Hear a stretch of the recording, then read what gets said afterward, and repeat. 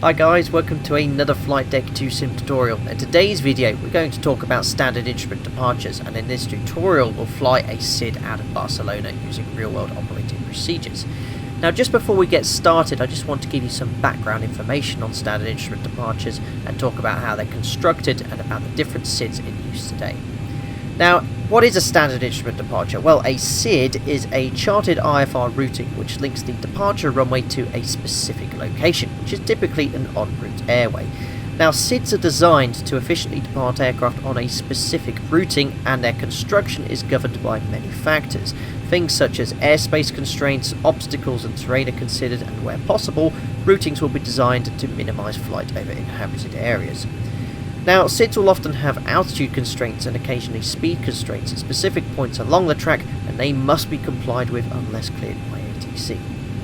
Now, SIDs are traditionally based on ground-based navigational radio aids like VORs, DMEs and NDBs, and they are still quite commonly used today.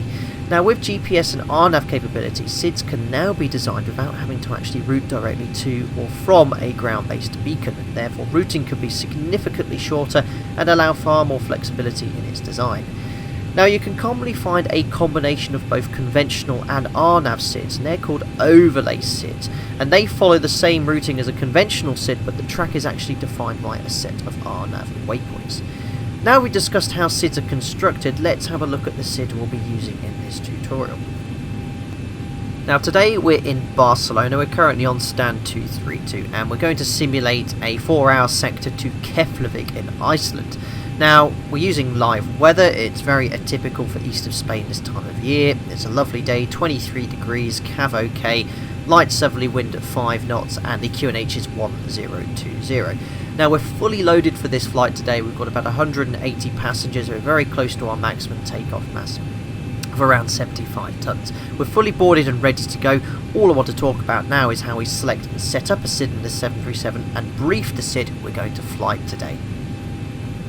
Now, the departure we're planning on flying today is the GRAUS 1 Foxtrot. It's a conventional SID, so it's all based on ground-based navigational aids. What we'll do now, we'll step through the FMS to make sure that it's loaded correctly. That will mean we can use LNAV and VNAV on the departure, and once we've done that, we'll set up the ground-based navigational aids to ensure that in the event of us losing the FMS or RNAV capability, we can actually route traditionally.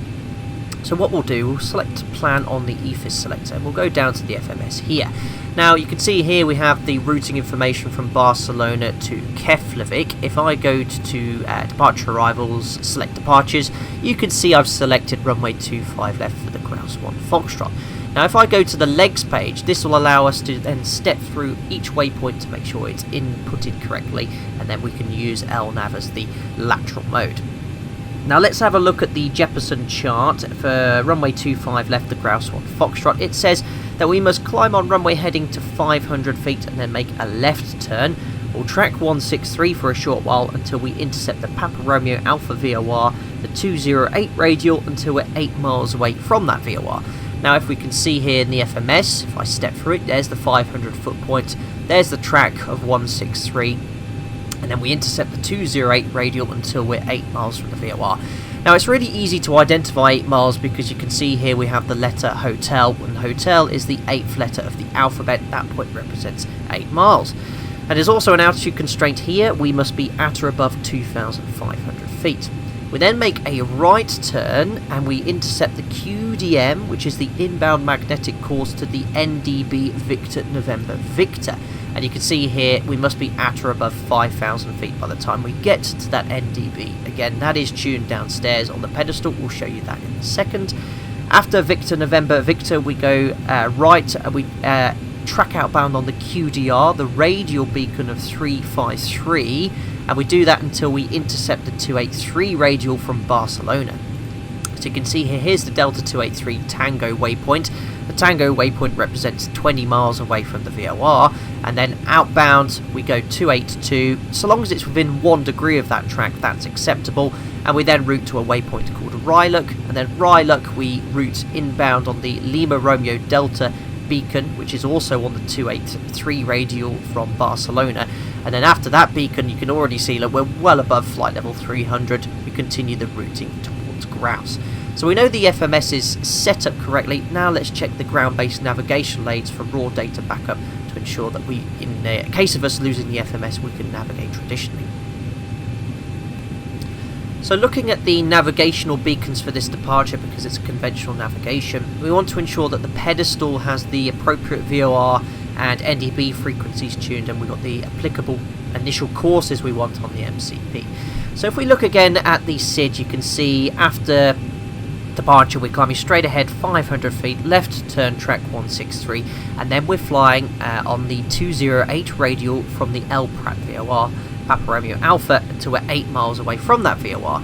Now if you look here on the pedestal, you can see I've got 114.3 tuned, which is the VOR, and there you have the 208 track on the course. So you can see here we can follow the radial raw data if we wanted to, and we've got the DME distance here on the ND, and also the standby RMI is pointing directly at the Papa Romeo Alpha VOR.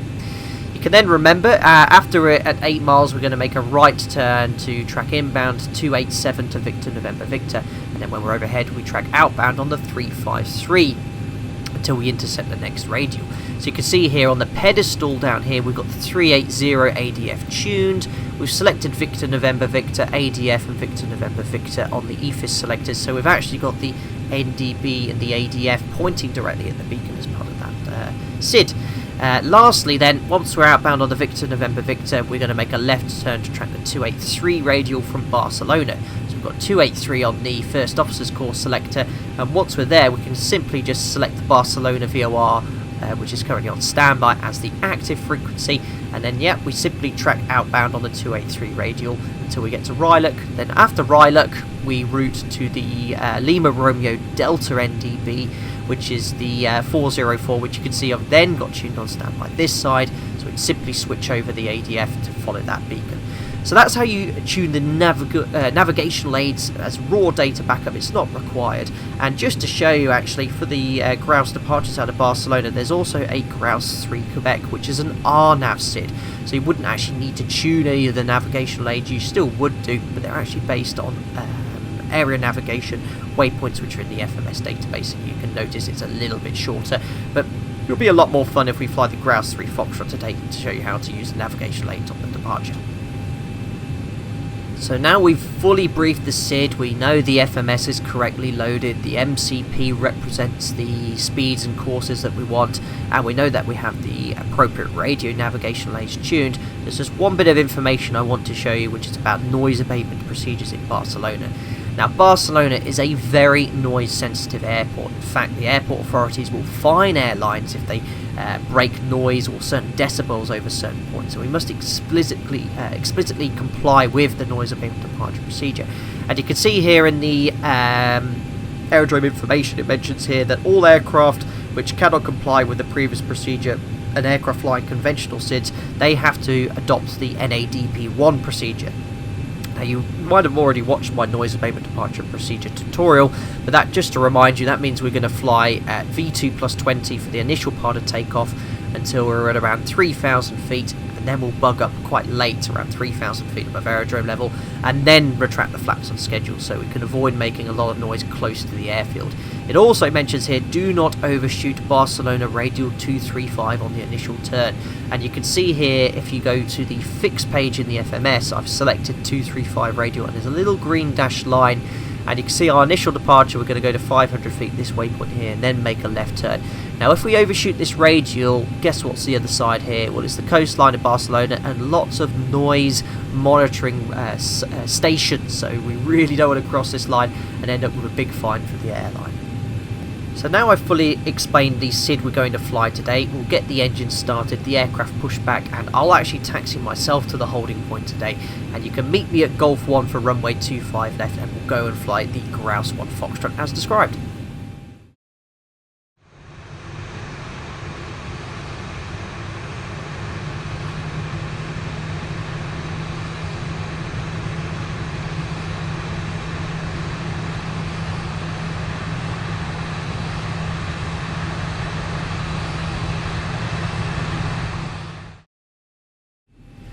Okay, so at holding point Golf for runway 25 left. Just before we get going, we'll just complete the before takeoff checklist. So the configuration warning horn I checked earlier, so we'll just release the parking brake, do a quick config check. The takeoff configuration warning horn doesn't sound, so that's good. Flaps, we have 5 with a green light. Stab trim is set for takeoff. Now the initial takeoff briefing then, so we just described the air conditioning panel. So packs are in auto, bleeds are on, the V-speeds are set for takeoff. V1 is 149, VR is 150, and V2 is 155 set. And the initial part of the departure is climb straight ahead to 500 feet and then a left turn onto 163, and then we'll intercept the 208 radial from the Papa Romeo Alpha VOR, and we'll climb to an altitude of 6,000 feet, which is the stop altitude today. The cabin is secure for takeoff, and we'll imagine we've now contacted the tower. They've now cleared us for takeoff for runway 25 left. The surface wind is 180 at 5 knots. So we'll pop all the lights on, put the strobes on. Got LNAV, auto throttle, transponder to TARA, weather radar can go on. And then the captain would confirm with the first officer for being cleared for takeoff. The first officer would verify that fact, and we'll then do the before takeoff checklist, what we call below the line, which is complete the checklist. So the MCP set, transponders and TARA, the strobe lights are on, and the landing lights are also on, and we can now say that before takeoff checklist is complete. So I did do a practice takeoff here earlier, and I'm afraid to say that half of the approach lighting system and the ILS is on the displaced threshold, so we might just run it over slightly. This is just default Barcelona scenery, which is actually very good. I think it's been edited slightly. It's pretty true to the real airport. So let's add a little bit more thrust, line up on the runway. We'll confirm that the approach is clear and the runway is clear before entering. There's actually a 60-metre wide runway here in Barcelona as opposed to the standard 45 metres as well. So looking out the right window, making sure we're lining up correctly. A little bit more tiller input or rudder I'm using. Here we go. Centre the view now. We'll just bring the aircraft to a stop on the numbers. 245 is the track. Okie dokie, there we go. So we'll bring it to a stop there. Alrighty, so we're being cleared for takeoff, so let's get going. Stand the thrust levers up to 40%. Start the timer. Let's do a bit more thrust. There's 40% stabilised. Set takeoff thrust. Light forward pressure on the control column. Takeoff thrust set indications normal. A slight crosswind from the left, just pushing the nose left, so a little bit of right rudder to stay on the centre line.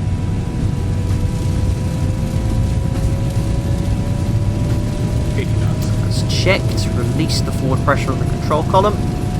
Just maintaining centre line with rudder now. Very heavy today, so quite a high rotation speed, around 150 knots. Just go on the runway.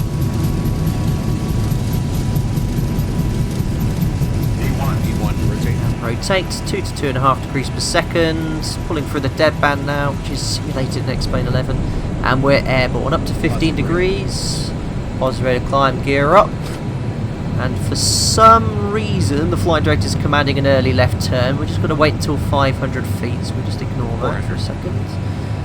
There's 500 feet, so now we can follow the flight directors. And here's that left turn want to do just to get onto a track of 163, the 163 track to intercept the 208 radial. There we go, it's 1,000 feet. We'll engage the autopilot very shortly. We'll just get the first turn out of the way.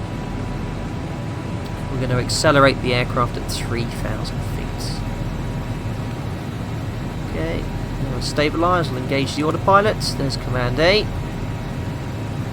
And there we go, we're just onto this 163 track. The aircraft will make a right turn very shortly to intercept the 208 radial from the VOR.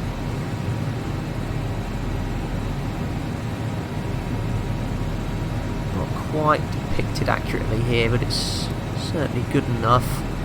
There's the initial track then of 163, about 175, not too far off. And there we go, the aircraft's now making the right turn to intercept the 208 radial from the Barcelona VOR until we're 8 miles away. Just to show you what that looks like, there's the DME distance. If I go to VOR, we've got 208, and there is the VOR centre track coming in quite nicely. You can even go to centre, you can see how the radial's coming in there nicely. Oh good, there we are, above 3,000 feet, so we can now bug up. Safely away from Barcelona, now over the sea, avoiding all that noise. We can now start flap traction. There we go. So as soon as we're above the V2 plus 15 bug and flap 5, we can select flap 1. There we go. 2 to go until we reach our stop altitude of 6,000 feet. Very sluggish today, so very, very heavy. Approaching the flap 1 bug now and accelerating above that bug. We can now select flaps up. And we're just approaching the 8 mile point to start that right turn. There we go, inbound to the Victor November Victor ADF. Now you might have noticed it's actually turned slightly before 8 miles. Well, I think that's because it's using something called a tangential interception, so it actually isn't a flyover waypoint, it's a flyby waypoint, so it calculates it to intercept the path very nicely. So 1,000 feet to go, we can select vertical speed to reduce our rate of climb. Ooh, a bit late doing that, so it's already gone to altitude acquire. Match the heading bug. Level off at 6,000 feet. And if you can see here on the NDB, you can see the needle's already pointing towards the beacon, which is matching the magenta line track, which is pretty accurate again. We go to VOR centre, and you can see here on the chart it's the 287 inbound to Victor November Victor, and you can see the blue arrow is pretty much on that. It's on 280, 285, and as we turn it's going to point to 287, which is also here on the ADF, so it's incredibly accurate. And if we were to lose the FMS now, we could then navigate traditionally. So just overshot the magenta line slightly. So just maintain 6,000 feet for a short while. We can engage VNAV, that'll allow the aircraft to accelerate to 250 knots, and we can now do the after takeoff checklist. So gear up and off, auto brake to off, and start switches, oops, they can go to off. I don't know why it says auto there, but never mind. And usually do this with the gear up, but retracts can go off, and the taxi light off. Good, so carefully checking the air conditioning and pressurization system. Differential pressures of about 1.6. It's all set. We'll get the cabin crew released as well, so they can start doing their job. Do that, push attend. And now they could go start doing their job, start selling tea and coffee. And that's it, the after takeoff checklist is complete, just maintaining QNH 1020 at 6,000 feet. So you can see we're now tracking nicely inbound to the Victor November Victor NDB on the 287 inbound. You can see here the blue arrows on about 286. It's very, very accurate indeed. Well, imagine now we've been cleared to a higher flight level as well. Imagine that Barcelona radars cleared us to, let's just say, flight level 190. And that is now set. 190 is checked, and because we've got an altitude constraint and VNAV out, we need to push out into vents. We get N1 VNAV speed. The aircraft's now climbing in VNAV at 250 knots below flight level 100. And we're now climbing to a flight level, so we need to set standard both on the captain and first officer side. We confirm the passing cleared flight level, which is 60 up to 190, and the altimeters are set 3 times. We can't set standard on the standby altimeter yet. It's not yet a feature with ZIBO's mod. So we can now match the heading as we turn round, and we're again having this overfly, or sorry, I should say flyby waypoint at the beacon there, so we're not flying directly over the NDB. And we're now on this 353 outbound from the beacon. And you can see here, look at the RMI swinging round as we fly just to the right of the beacon, and the tail of this RMI should be on 353 to represent that's the radial we're flying outbound on from the beacon, or what we call a QDR radial. So you've got 33, 34, 35. There you go, it's out on the 353. So again, incredibly accurate. This is all very basic IFR navigation. This is all taught during the instrument rating. We're just doing it in what we call a big Seneca during the type rating, which is essentially what the 737-800 is. So we're now climbing to flight level 190. The next thing that's going to happen is that we're going to intercept the 283 radial from Barcelona. So we already have 283 pre-selected. We can actually put 283 up here. And what we'll do, we'll tune the Barcelona VOR on both sides. So the frequency for the Barcelona VOR is 116.7, which we'll have on standby. So all we need to do is select it over, and all that's going to happen now is when we intercept this radial, we'll see what happens on the beacon. We'll also see the intercept course line coming in as well. Well, if I select VOR, we'll see it coming in a second. So we're past flight level 100. We can now do the pre-cruise check. So let's look at the overhead panel. Fuel, we have 6 pumps on and it's balanced. All the lights can go off now. APU is off. Pressurization, we've now got 3.0 differential pressure. That's all set. We'll release the passengers so they can go to the toilet, recall, and then the pre-cruise checks are complete. And there we go. If you look here on the navigational chart, my Simlink feature, we're now intercepting the 283 radial outbound from the VOR, obviously using the magenta line and LNAV, but it's essentially doing the same thing. And you can see here very nicely, look, the radial's coming in, and you can see here the tail of this is on 283 and it's correct as well. So really easy to use because I'm obviously flying the magenta line, but if we were to lose the FMS, we could just simply use heading select Vorlock to track the radial. And this is essentially the last part of the SID. We're now outbound on 283 radial. The last thing we can do is tune the Lima Romeo Delta ADF, which is 404. And there you go, you can see the needle is now swinging around. And that's essentially the termination of the SID after Lima Romeo Delta, right turn to GRAUS. But we wouldn't expect to fly this at whole departure. ATC would eventually give us clearance, probably direct to GRAUS, if not that, direct to ASMID. Alright guys, that's the end of the SID tutorial. I'm still on the GRAUS 1 Foxtrot climbing to flight level 290. Just a couple of shout outs really. One for ZIBO and his continued dedication to this freeware aircraft, which is, from all I can see, payware quality. If you want more information about that, again, you can find information in the video description below. I'd also like to say thank you to Navigraph for giving me a subscription to Simlink for their charts, which I'll be using a lot more tutorials in the future. You can find information on how to get those features again in the video description below. Don't forget to like and subscribe, fly safe, and I'll see you for another Flight Deck 2 Sim tutorial in the very near future. Take care, and bye bye.